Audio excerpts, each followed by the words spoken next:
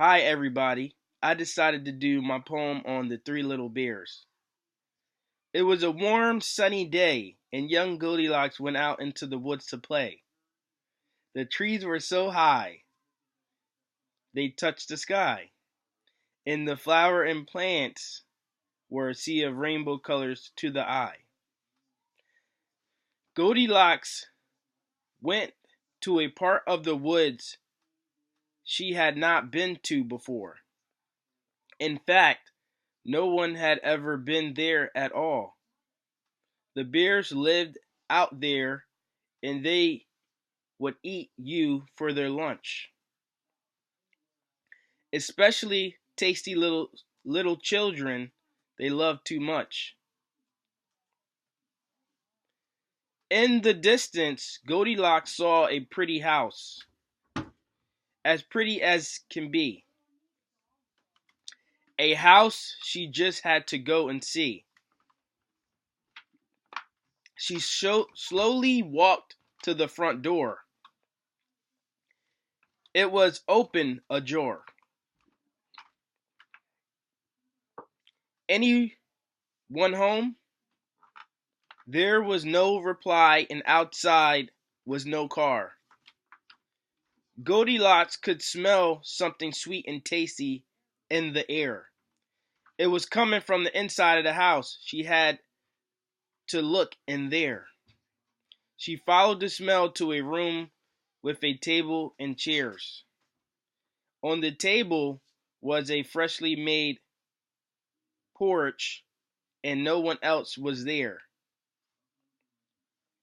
Goldilocks could not resist the temptation and dipped a spoon in the biggest bowl. This is far too hot. I will have no more, said Goldilocks. The second bowl was a little smaller. Yuck! Too much nutmeg in this one. Goldilocks saw the last bowl, the smallest of the three. The bowl of porridge was all eaten with such delight. It was very delicious with every bite, until it was all gone, of course. After eating the porridge, little Goldilocks felt she wanted to snooze. Up some stairs she found three beds to choose. The first bed. Oh, this bed is far too big.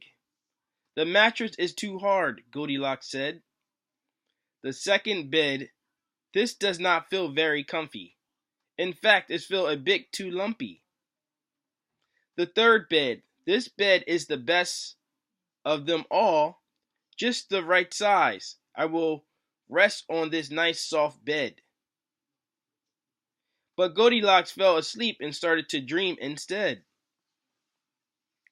A little later, a car pulled up aside the bear's house. It was the three little bears.